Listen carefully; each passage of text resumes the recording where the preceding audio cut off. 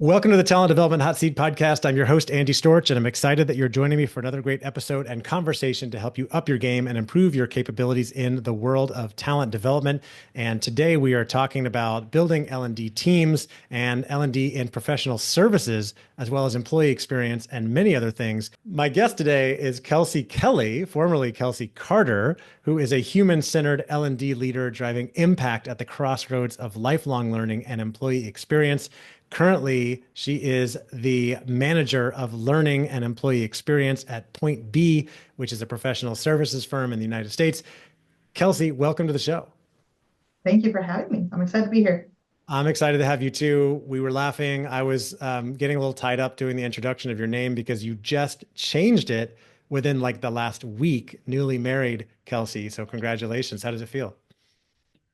It feels crazy. I love it. It's great. I certainly found my person. I'm very happy. But yes, I now have two first names and I also get tongue-tied on my own name. So it's okay. Okay, good. I don't feel as bad. Very cool that you found your person. You've had a lot of things going on lately. We'll go into some of the other stuff later, but I want to talk about I want to start with a little bit of your background and find out how did you get into the learning and development space in the first place? Yeah. So oddly enough, I was actually going to college for accounting. I was in my final semester and I decided, this is not the lifestyle I'm looking for. I don't want the 80-hour work weeks.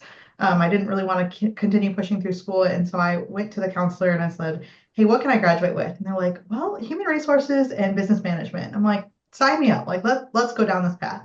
So I did choose human resources in college. I then actually joined the military after college and continued down a human resources like track in the Army National Guard. And then I came back and did some generalist work in HR and just had a lot of great leaders. And a lot of them actually pointed me towards the learning space. And they're like, hey, you're really great at this. You clearly have a passion for helping people. I joke that it's the fun side of HR. So I really enjoy being on this side. I get to do a lot of the proactive instead of reactive conversations, typically, not always.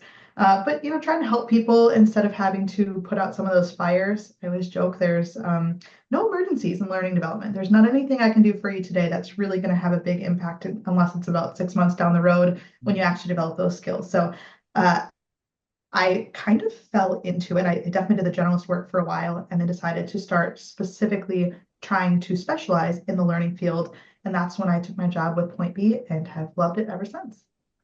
I love that. And I appreciate what you mentioned about learning not being that urgent thing that is being done right away. It's something you're usually building for the long term. Something I talk about in my book and when I talk with people about the importance of investing in continuous learning. And just last week, I published an interview with our mutual friend, Damon Limby from Learn It. And I was talking with him about that this idea of learning and building a learning culture, asking people to spend time learning, to invest in learning for yourself. I think we all know it's important, but it's rarely an urgent activity. No one's usually standing over your shoulder going like, "Hey, have you learned today?" Like you got to make sure, like I need this learning right now. Maybe sometimes you get a request from a VP or someone who's like, "We need training on this, sales right away," but it doesn't happen as much. How do you think about this idea of investing for the long term and creating a learning culture versus like the putting out the fires, all the things that need to be done on a daily basis? It's the direction we have to go, right? We have to start shifting to some of that long-term thinking. And it's really hard because it's trying to overcome a history where people view learning like they do college, for example, right? College is very checkbox. If you finish these set of courses and you get this set of grades, you're going to graduate with this degree, and it's a formula. Unfortunately, the professional services, the corporate world, it's not that same way, right? So if I tell somebody, hey, if you take these, 6 courses, you'll be ready for promotion. That's just not the reality. Like it will always be a long game. And the better we can align the two sides, I know that you've talked about this in the past, like the push-pull side, right? Like I can't only align myself to the business goals. I can't only align myself to the people humanistic side of the goals. And so the more that we can pull those together and have some of that human connection. So, right, like I even put it in there, the human-centered design leader, it's because I need to almost create less and find a way to have people learn from each other and to view learning everywhere, right? Like their day to day is a learning opportunity. They will grow by doing their job. But how do we take that and make it intentional, not just saying, hey, go take a stretch assignment? How do we translate that into pairing it with intentional learning that we can actually craft and create together? Yeah, absolutely. I'm curious, you've worked in a few different industries. I know you worked in banking for some time, a couple other places before you got to point B, which is professional services, which I know can be quite different from other industries because there's a strong demand to be productive in every industry and every line of work these days. But professional services, which is all about like the billable hour, and are you out there doing work for clients or are you not? What are some of the big differences you've had to learn as you focus on learning and development in a professional services type firm? What an interesting question. I'd say on the one hand, I am so blessed and lucky that I am surrounded by experts, right? I have a SME for any topic you can imagine. I can trust my associates because they're going out and helping our clients, right? So they do know all of the topics that realistically I should be teaching them. And so that's great because if I put a lot of them in a room together, they can often learn from each other. However, on the flip side, there's this notion that they should be billable, billable, billable. And if they're not out on their client, they're not being productive. So, how do you convince somebody who's already really great at their job, who wants to be billable and client facing, to take a step back and say, hey, learning is also a priority. You need to invest in yourself and not solely focus on clients. And so, how do you have that employee centric and client centric focus at the same time when often they butt heads? Mm, And it's like, okay, so if you're going to go bill 40 hours, now as you're learning, you have to go up to 45 hours that week. Like, what does that model really look like for our people? And we try to not do that, right? We try and have it be put into their utilization goals so that they do have the ability to do some training. But I think that that's what I've really realized in the banking world. When you had to go tell somebody, hey, you got to go do this compliance training, people would drop what they're doing and just do it. Like there was no like 100% completion. I never had yeah. any issues. It was phenomenal. And now I'm not seeing that. And I think I have a better understanding. I have higher empathy to understand, like, hey, you guys are at your clients. I understand we're only at 50%, but the due date was yesterday. But I'm able to empathize with them because I know that they're trying to do the Yeah. best that they can for our clients as well. Well, and as you said, the main value a lot of times that people bring to clients in professional services is their expertise, their knowledge of things that are going on in the space in the industry, whether it's AI or financial knowledge or anything else. And so you have to keep learning in order to keep up and know what's going on. Otherwise, you risk falling behind or becoming disrupted and less valuable. Absolutely. I noticed that with myself in my role too, though. It, Hmm. I hate the saying, but right, if you don't catch up, you'll be left behind. So whether that's Yeah. AI or all of the training, and it's how do I stay relevant in my job? And that to me is a lot of the conversations, listening to podcasts, being active on LinkedIn. I don't just do those things for nothing. I actually do them so that I'm able to stay relevant in the world of adult learning and how I can continue providing value to the people that I serve. Kelsey, you've been doing something I think pretty challenging since you've been there that a lot of our listeners, a lot of people in the talent development world can relate to, which is managing and providing learning to a lot of people with a very small team with limited budget and resources, right? We love to come on this show and talk about, oh, bring in this and do that. But a lot of times I think people are listening going, well, hey, that's nice for these big companies, but I am very constrained in terms of what I can do. So can you talk about what some of those constraints look like and what you have been able to do, how you've approached providing learning and development to the best you can with, sort of limited resources? Absolutely. Most of it is get creative. So I've been with Point B for 3.5 years now. I actually joined and we were a team of 10 for learning and development. And now it is down to myself and the VP that I report into. So we truly have constrained our team a lot and the resources being, quote unquote cost center. There's often times where if we need to cut costs, it's going to come from some of those internal teams. And yet our associates still need learning, like they still need solutions. And that's when I started really realizing that I had to find a way to create less and still do more. I'm also in a unique position where I have to be both the strategist and the executor. I have to always be able to pivot myself and have the strategic conversation and say, okay, here's this great plan, and then recognize that I'm the one who's going to turn around and build it more times than not. Occasionally we have resources where we bring in contractors and things like that where we can build those things, but we have to get creative. And so one of the ways in which we did that recently was partnering with Learn It. And that became sort of like my shop front, right? Now I know that all of my associates have quick access to great workshops and on-demand content, and they can go cover that entire skill set and enhance their skills at any time that they want to. And we have that unlimited access, which is great. And then that opens up my time to be able to have some of those more strategic conversations and to start building some of that point B specific content that we still need, right? Having that external solution isn't always the full solution. And so I always like to, I call it my ecosystem. I'm building my learning ecosystem that has all the different moving parts. Mm. And then, like I was saying, right, staying relevant, getting creative, learning from others. I may be just a team of one, but the way that my company can expand and get more knowledge than just the knowledge I have is by me learning from others, realizing that I'm not the first one. I'm not the one who invented the wheel. Other people have come before me and made mountains out of molehills in the learning space with only a team of one and sometimes even less. And getting out and going to conferences, going to webinars, continuing my learning, all of those things directly impact my ability to be able to provide enhanced learning solutions for my people. Yeah, I love that. You got to get creative, and I appreciate you brought up learning. I wanted to ask you about that. We obviously the as I had Damon on last week, they're our partner and a sponsor of our show, but I know that you've been working with them as well, and I think that they're I want to know more about the work you do with them, but also the idea that, listen, we have a very small team, and a lot of companies will say, well, we need to create things internally because we're very limited on budget. But when you only have one or two people, to be spending all your time creating classes and development programs when those are already available on the outside, if you can just get some budget to bring those in, that frees you up to work on the things that are more specific to your organization, right? That maybe you can't necessarily bring in from the outside so that you can address the most important needs. Yeah, absolutely. And it was a huge shift. I think that it took some of the creativity to make sure that we propose the budget correctly and we're like, hey, here's why this is an investment, right? Like this isn't just some big cost. We're going to continue to prove that it was the right move strategically.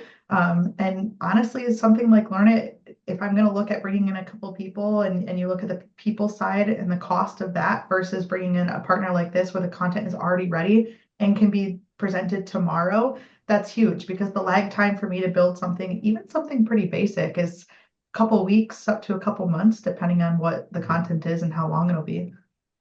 How do you think about creating, part of your role is the employee experience. How do you think about creating employee experience, especially through leadership and culture change that you've been working on? Very hard to create the best employee experience because the answer to do we have a good employee experience is going to be 600 different answers depending on who you ask in the firm. Hmm. And knowing that you can't make everybody happy and there's no one solution that's going to solve everything, I realized that it can't be me. I need to come up with another layer, right? Like there is one of me, but I have over 100 managers. I have over 20 different hub leaders, right? And so I had to find who my next layer was who can continue getting closer and closer to the people. And so managers was a really great community that we worked on. We branded it, which I think was really important to do. So our one-to-one manager community is called our Empower Manager Exchange. So it's an exchange of information. We brought some of that high-level information that used to only go out to our senior leaders and then have them disseminate it. We brought it right to our middle layers, so right to our one-to-one managers. They get quick access to information. They're able to share that with their people right away. We bring them timely and relevant sessions whenever they need it. So we recognize them as a very important stakeholder group. So when there's big changes, like we recently brought on a new CEO, we made sure that we looked at them as one of those key stakeholder groups, brought them into a meeting where they got to ask him questions and they got to learn from him and get to meet him. We do the same thing in all of our various hubs that are across the United States. So we're in a lot of different locations and we try and do the same thing. So creating community isn't really something that I'm doing. It's just something that I am helping shape, right? I give them a little bit of guidance, but truly they're running with it. And I also recognize and tell them this that it doesn't have to be the same thing. I can give you best practices or I can tell you what worked really, really well over in Seattle, but that same thing may not be working over in New York. And that's okay. We don't have to have the exact same employee experience as long as we have some level of equitable experience. Hmm. When I hear about or I talk with people about employee experience, I also think about it in terms of not just showing up at work, but it's that entire life cycle, right? So, do you think about connecting with talent acquisition and onboarding and when people are coming in and having that sort of like unifying, welcoming experience where people feel like, oh, I really like working here. We're part of a greater team, and the organization really cares about me. Absolutely. Onboarding is probably one of the most important ones. So, fun fact, onboarding actually used to live on my team when L&D was a little bit bigger. So it's actually lives with talent acquisition now, but we are still all under the people team umbrella. So I do work closely with them and I know the content well, right? So I think onboarding is a little bit onboarding and tactical, but also a little bit learning. And so it has all the various elements. And so I get to have a lot of those conversations and stay in that strategic conversation that says, hey, what does this person need to feel onboarded? What does this person need to feel welcome? And then what do they need to learn in order to best understand both the company, their team, and their role? I guess that's all, not both, apologies. But once we get to ingrain all of those things, we'll be able to have a higher employee engagement and that employee experience, right? You want the saying, you want people to go to bed on a Sunday excited to wake up for their Monday. Those things aren't going to be in a learning classroom, right? It's not going to be on a checklist or job aid or anything I create. That's going to be how your managers treat people, what your benefits look like. If you have an employee perk like unlimited time off, which we do, are your leaders actually allowing people to do those things? And from where I sit, and I will never speak for anybody else in the company, but for where I sit, absolutely, right? So even my CPO is showing us that, if you want to take vacation, like please do it. That makes us better people. And those things and being able to see leadership display the appropriate behaviors allows people to feel more engaged and to have that better employee experience. Yeah. You mentioned leaders and leadership. I think so much of culture is created by the leaders in the organization and how they're leading and how they're talking to their people. What's your approach to leadership development and influencing leaders to create the right kind of culture that you want? Leadership development is a difficult one, recognizing that one of the key pieces in adult learning is that you have to be mindful of the experience that they already have. Like they want things to be relevant, they want it to understand how it relates to their job, but our leaders are all in various states of their own career and their own levels and their own knowledge. And sometimes it's really that leaders need to learn from each other. But leaders are also in a unique position where they often need coaching and things that we often can't necessarily provide in-house. Sometimes we do need to bring that external coach. And I think it's just being mindful, like what are the talent pools? Are we breaking out the leaders into, okay, great, we have a talent pool that's our women to watch, right? So those are some of our top leaders, but we also look at who's the next level of leaders. So not just focused on the leadership development of our current leaders, but who will be that next cadence of leaders coming up. We've also had a lot of leader changes uh, over the last 3 years. A lot of our C-suite has changed, our CEO has changed. And so it's hard to say that we've done any one thing well, other than recognizing that it's okay to always pivot. If whatever you're doing right now isn't working, it's okay to throw that out the window and just say, like, okay, let's try something new. I think it's one thing that we maybe do well. Maybe that scares other learning professionals, but right, even if I've spent so much time building a program, it might not still be relevant. It might not still be the best program. And we're okay with that, right? We need to be okay that skills are changing and the goals need to change. And Yeah. as the company's goals shift, we need to make sure that the leaders can also shift with that. And sometimes it's really basic things like resilience, adaptability, like change is constant these days and it's not going away. We will always be in this state of constant change. And how do you get leaders who probably feel like they already are great at those skills to want to invest time in still developing and learning it? And one of the best ways is just to make sure that they have a community amongst themselves. They need to be able to sit down and have those conversations. Good team building, is your C-suite working well together? Um, I feel lucky that from my perspective they are, right? But other companies may not have that. And sometimes those things get overlooked or missed, that sometimes it's as easy as team building and making sure that the people who need to work well together actually do. Right. Kelsey, how do you think about measuring the impact of the things that you're doing and taking feedback and maybe making changes when you need to make sure you're doing the right things or having the biggest impact on the organization? Well, where's Kevin? I need the L&D detective for We this need answer. Kevin Yates, the L&D detective. That's right. I mean, measuring a lot of learning is difficult, right? We want to make sure that the measurements actually make sense. I think people are really quick to take some kind of survey like what's the engagement? What's the trust in our leadership? What does this look like? Sometimes it's, are the skills actually moving? Are we actually progressing? Do we have retention? Right? We've used all of those metrics. But being in that human connection mindset, sometimes that really is the answer, right? Like, how are our people feeling about it? Do they feel like we are providing them something that matters to them? And if that isn't the case, even though it's very subjective, so it's again very, very difficult to measure and to be able to pivot and change, um, sometimes that's going to give us the highest ROI. It's the people who are already engaged and who are willing to have a voice and say, hey, this is working for me. Hey, this isn't working for me. That's oftentimes where we get the best progress and be able to pivot and change. Yeah, absolutely. It's not an easy thing to do, but something I'm sure you're continuing to keep a pulse on to make sure that people are getting value from what you're doing.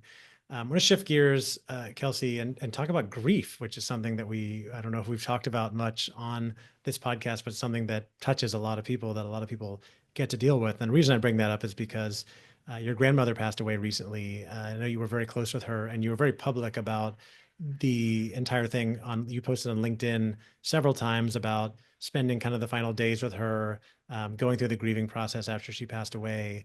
And I think it was probably helpful to a lot of people. I certainly appreciated getting that glimpse into your life.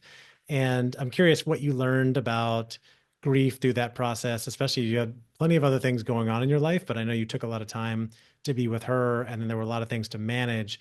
But then there's also just, even when you know something's coming, dealing afterwards with the idea that that person is gone and not coming back. So what have you learned about grief? And I'm also curious why you decided to share a lot of that journey publicly. Yes, I think I did learn a lot. This was my first experience with any level of death. So I had not lost anybody close to me until this happened. So I didn't know what to expect. I didn't know what went into it. I was also in a unique position that, yes, this was my grandma, but I was her sole caretaker.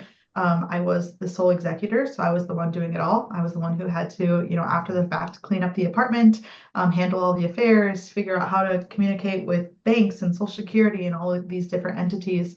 And all of that just goes back to my personality that I live so that I can help somebody else. So Mm. even if I'm going through something really difficult, I want to make sure that my story can help somebody. And the way that my life is impacted, I want to make sure that for the better or worse, that somebody else can learn from a chapter of my own book. Because, right, sometimes people have to learn things the hard way. And I don't really like that mindset. Why should I have anybody learn something the hard way if I have some kind of key that can unlock Mm. something in their life? But with grief, it's really unique because there's really not a whole lot that I could say that can actually help somebody. Grief is unique, it's personal. There's no right or wrong way, there is no timeline at all. And my experience is very unique because while I didn't have uh, other people to help support, right? Like I don't have um, my parents weren't helping, my siblings weren't helping, but yet in a way they were, just in a different way. So I had people helping with my daughter. I had my fiance at the time, who's now my husband, right? Like we were there together. Had I not had him to be able to help with some of those things, I don't know how I would have made it to the other side. And so I don't think that I even have any true wisdom that I could share with somebody other than whatever feels right in that moment, that it's allowed to be right for you. I walk by the sign that I have hanging in my hallway every single day. It's a typical Hobby Lobby sign, but it says the most important work that you'll do is inside the walls of your own home. And I Mm. think that that's the biggest thing that I took away is there were days I was frustrated with my grandma, right? She would call and need me to go to the grocery store, and I was exhausted, and I hadn't even done my own grocery shopping. I'm like, oh, again, grandma, like seriously, like I don't have time for this today. But I would keep those thoughts to myself. I'd never express that onto anybody else. But after the fact, after she had passed, I kept saying, man, I wish I would have just spent one more day with her. I wish I would have had one more meal with her. I wish I would have lingered a little bit longer after I put away the groceries and just asked her a little bit more about life or things. So I think it goes to show that, family really is important. And no matter what I do at work, everything that I do with my family and in my own heart will always matter just a little bit more. Mm. Such an important reminder. And we both have kids as well. And, they always want to do things. And you're like, oh, but I have all this work to do. But I think all the time, like, you're never going to regret spending that extra time with your kids, probably with your parents, especially if or grandparents, if you don't have that much time with them. Family is so important. I think we all say that, but then we don't always back it up by spending the time. And I just admire that. And everybody's situation is different. Not everybody, maybe can take as much time off work or, maybe have other obligations. But I know you do have a lot of obligations, and you did take a lot of time off to take care of her and all the things that went with it. So I just want to say that I admire that, and I appreciate you sharing the story. And maybe just to shift it to a little lighter version of this idea of sharing online. I remember we met in person when you came to the Talent Development Think Tank conference in November, and which was a phenomenal experience and so great to meet you. And on the third day of that conference, we had a session on building your personal brand. And I know you were there, and I don't know how much you were doing before, but I know since then you've been sharing pretty consistently and regularly on LinkedIn and all kinds of different topics from work to personal. And I'm just curious how you think about that journey of building your personal brand when you have so many other things going on. Yeah, I had just started to post more on LinkedIn right before that conference, oddly enough. And so it was great to kind of be validated in a lot of the things that I was thinking, but also hone in on the skills and learn from people who have done it even better than I have. I was throwing spaghetti at a wall, right? Seeing what sticks, like what posts are there. I think the way that I think about even that is like, what connection can I build? What value can I provide somebody else? So I don't think I've ever looked at social media as like, oh, I'm hoping to get likes, I'm hoping to get comments. I would rather write a post that somebody feels like they could save and look back at it later and it provided them some piece of insight or some value, or even just some connection, right? A lot of the grief things is connection. Like, do they feel like they know me a little bit better? Do they feel like they maybe know themselves a little bit better, or even a future version or a past version of themselves for whatever life cycle that they were in at that time? Um, I love showing up on social media, even though I hate social media. So that's always a really interesting thing. I think people automatically assume because I'm showing up and making these posts that I love social media. I don't think I will ever be somebody who truly does, because as much of the rainbows and sunshine are out there, there's also a lot of grim darkness. Hmm. And I just try and wash all that away. I try and stay a very neutral person, whether that's politics or what's going on in the world or Right. whatever scenario is happening. I try and just tune a lot of that out and really focus on, am I showing up today providing somebody literally any value? And sometimes that is also providing myself value, right? Am I showing up how I need to show up for my career? It has helped my career. I actually am one of the people who write. Like, I was able to not only keep my job, which I think is more luck than anything, but I have been able to be promoted in this remote world when a lot of companies are laying people off. I was very lucky. And some of those things is because I got seen by people at my company by posting on LinkedIn. And so they started to be able to see the strategic side of the work that I was doing and not just the executing side. I've always been known as the get it done person, right? Which puts you in a really unique spot. It's like, how do you show somebody that you're strategic if you're always the one to also do it? And I think on a small team like mine, you have to get creative and you have to find a way to break through the noise. And LinkedIn became my way of doing that.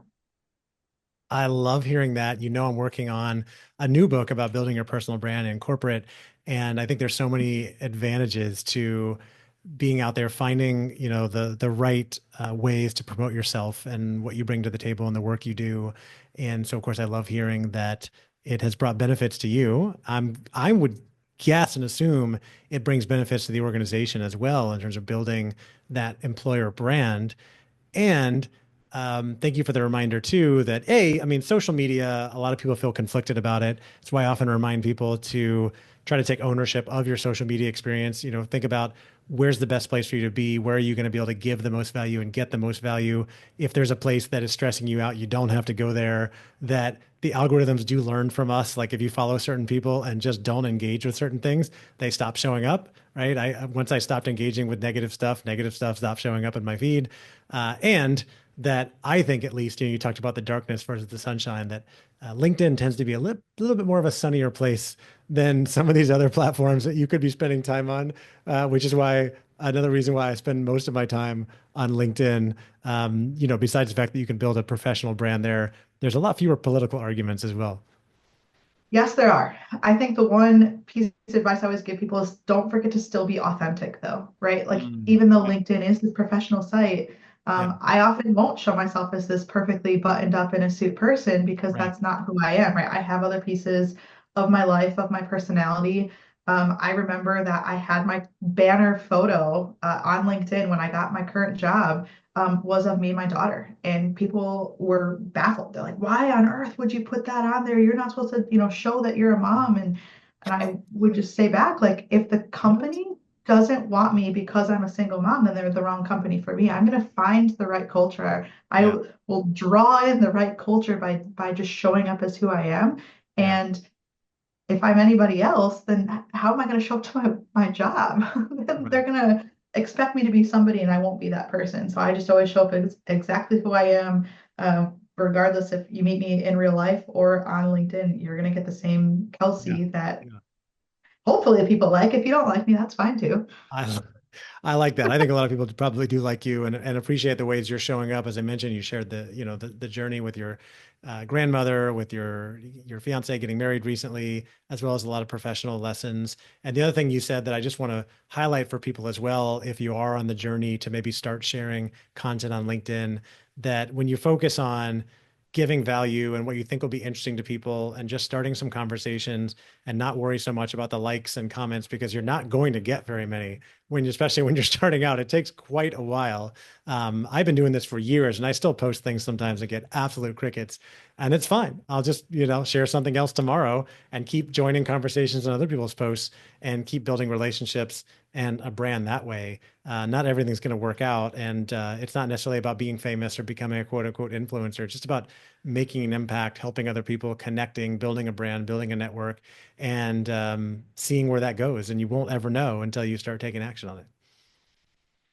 Well, and I know you and I have talked about this before too, but more often than not, I have people talk to me, whether in real life or on one of my meetings, like, oh yeah, I saw your LinkedIn post. It was great. And Yeah. you're like, really? You didn't like it? You didn't comment on it? But that's not the point, right? Like I'm Right. still creating connection with people through my posts. I'm being recognized, even though you wouldn't see it if you went to my post. You're Yeah. at 30,000. Congratulations, by the Yeah. way, for that. Thank you. And, like you said, sometimes you just won't see the comments and likes, and that's fine. You're still putting immense value out in the world. And yeah, I posted today that I hit past 30,000 followers on LinkedIn. And one of the things I wanted to highlight with that is that I've been showing up consistently on LinkedIn, posting and connecting with people almost like every day for 7+ years. So it's not like, oh, I hit this viral post and, blah, blah, blah, or like I have the secret to what people want. Or I'm so great that everybody wants to follow me. Like, no, it's just showing up and connecting with people, getting a couple likes and connections and followers here and there, seeing what other people are doing, learning from others, pivoting over time, and just trying to figure it out. And I love that I've somehow now pivoted this entire podcast interview from employee experience to personal brand and LinkedIn. But it's a subject that we both love as well. Yeah, Kelsey, this has been awesome. Thank you so much for being here. If anybody wants to reach out to you to learn more about the work that you're doing and connect with you, I assume LinkedIn is probably the best place to go, right? it And is. Yes. and you are now Kelsey Kelly, Kelly, nay Carter, as you would say on LinkedIn. So reach out to Kelsey if you want to talk to her more about the work she's been doing at Point B or follow along on the journey that she's been sharing on LinkedIn. If you haven't connected with me, follow me on LinkedIn. I'm sharing content regularly on there. So feel free to reach out. And if you are interested in checking out Learn It, which Kelsey mentioned earlier, they are partnering with Learn It as a sponsor of this podcast. If you're going to go check them out, I appreciate if you use our affiliate link, which is learnit.com/Andy. That's Andy, learnit.com/Andy. Go sign up for their team pass, check it out, and see what it can do for you. Kelsey, thank you again for being here. I really appreciate it. I appreciate our friendship and all the stuff that you're sharing. And I look forward to keeping in touch and talking more in the future. Thanks for having me.